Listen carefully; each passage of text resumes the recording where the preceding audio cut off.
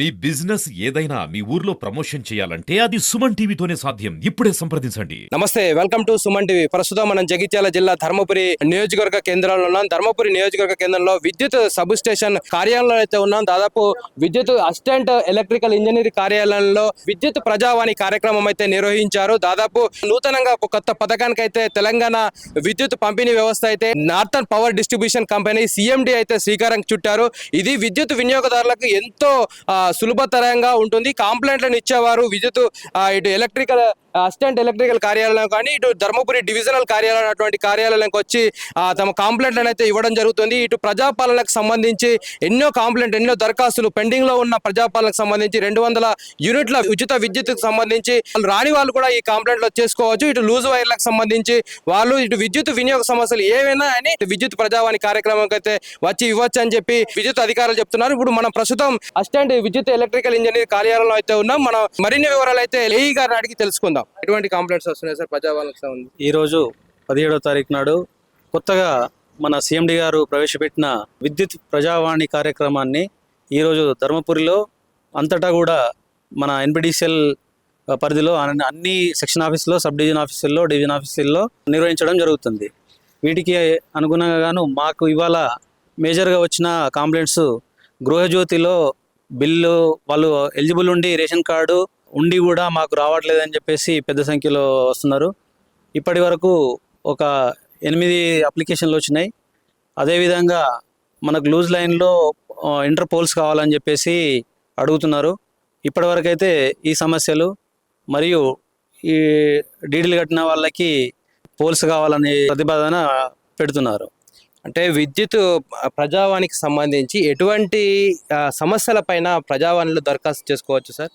మీటర్లో problems ఉన్నా కానీ, loose లైన్లు ఉన్నా కానీ, లో వోల్టేజ్ ప్రాబ్లమ్స్ ఉన్నా కానీ, ఎలాంటి సమస్యలు విద్యుత్ సంబంధించిన ఎలాంటి సమస్యలు ఉంటే మనకు ప్రతిపాదించవచ్చు.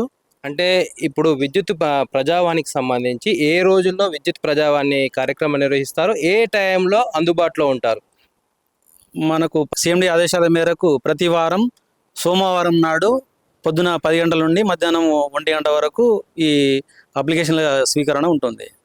దానికి అనుగుణంగా మనం చేసేటివి ఉంటే మేము చేసేస్తాం, లేదంటే పై అధికారులకు నివేదించాలంటే నివేదిస్తాం. అంటే రైతులకు సంబంధించి వ్యవసాయ మోటార్లకు సంబంధించి కూడా చాలామంది డీడీలు కట్టలేకపోతున్నారు. అంటే వాళ్ళు ఎక్స్ట్రా కనెక్షన్లు ఓవర్లోడ్తో ఉన్నాయి కదా సమస్యలు, అటువంటి వీటిని పరిష్కరిస్తారా? ఇప్పుడు కొత్తగా వాళ్ళు డీడీలు కట్టుకుంటే మేము దాన్ని ఇన్స్పెక్షన్ చేసి వాళ్ళకి తగిన లోడ్ లేకుంటే మేము వాళ్ళకి వేరే అదనంగా ట్రాన్స్ఫార్మరు బిగిస్తాం. ఇది గృహజ్యోతికి సంబంధించి కూడా చాలా మంది బెనిఫిషియర్స్ అంటే అర్హులు కూడా ఇది వినియోగించుకోలేకపోతున్నారు, 200 ఉచిత విద్యుత్ వినియోగించుకోలేకపోతున్నారు. వాళ్ళని యాడ్ చేసే వాళ్ళని కూడా ఈ పథకంలోకి తీసుకొచ్చే అవకాశం ఉంటుందా సార్? ఈ దరఖాస్తు లోపల ఇందులో మనకు అట్లాంటి ఇన్స్ట్రక్షన్స్ ఏం లేవు. కాకపోతే పై ఆదేశాల నుండి ఇంకా యాడ్ కాని వాళ్ళను యాడ్ చేయడానికి ప్రభుత్వం ద్వారా ఏమైనా ఆదేశాలు వస్తే చేస్తారు. అది కూడా మన ఆఫీస్లో జరగవు. ఎంపీడీఓ విలేజ్లో అయితే ఎంపీడీఓ ఆఫీసు, మున్సిపల్ పరిధి ఉంటే ధర్మపురి మున్సిపాలిటీలో వాళ్ళు సంప్రదించాలి. చాలా ఏరియాలో లో వోల్టేజ్ సమస్య అయితే ధర్మపురి నియోజకవర్గంలో ధర్మపురిలో కూడా లో వోల్టేజ్ సమస్య అయితే ఉంది. ఇటువంటి సమస్యకు విద్యుత్ వినియోగదారులు ఏం చేయాల్సి ఉంటుంది సార్? మీరు మీ పక్షాన ప్రత్యేకంగా ఏదన్నా వాడనో ఏదన్నా ఏరియా అని చెప్తే మేము ఇన్స్పెక్షన్ చేసేసి వాళ్ళకి ఏదైనా తగిన లోడ్ ఉందా లేదా ట్రాన్స్ఫార్మర్ చూసి అదనంగా ట్రాన్స్ఫార్మర్ ఇస్తాము. ఎవరైనా ఒకరు ఇచ్చినా కానీ సరిపోతుంది. మేము దాన్ని పర్యవేక్షించి ఏదన్నా అవసరం ఉంటే పై అధికారులకు తెలుపుకొని సడన్ టైంలో చేస్తాం. ఈ లూజ్ లైన్లకు సంబంధించి వైర్లు అయితే చాలా ఎల్టీ లైన్లు కానీ 11 kV కానీ 32 kV కానీ బాగా లైన్ దూరం డిస్టెన్స్ బాగా ఉండడంతో జంప్ అవుతున్నాయి. ఆ లైన్లు కూడా కిందికి ఉన్నాయి, సమస్య ఉంది సార్. అటువంటి సమస్యకు మీరు ఏమైనా పరిష్కరిస్తారా సార్? ఇది జరిగింది ఏంటంటే గత కాలంలో మనం డిపార్ట్మెంట్ నుండి పోల్స్ ఇవ్వలేదు. సో వాళ్ళు ఏం చేశారంటే వాళ్ళు సొంతంగా అక్కడ పోల్ ఎరెక్షన్ చేసుకొని చేయడం జరిగింది. అప్పుడు ఏమైందంటే మేము ఇప్పుడు డిపార్ట్మెంట్ పరంగా పోల్ వేసేది 50 మీటర్లకు, కానీ వాళ్ళు అంతకుముందు వాళ్ళు అరేంజ్ చేసుకున్నది 100 మీటర్లు ఉంది, 120 మీటర్లు ఉన్నాయి. అప్పుడు ఏంటంటే చైన్లు ఉండేటి, ఇప్పుడు ఏమైందంటే పొలాలు అయినాయి. ఈ ఎత్తు వంపులల్లా చేసుకున్నట్లు అవి కిందికి వస్తున్నాయని చెప్పి మాకు కంప్లైంట్లు వస్తున్నాయి.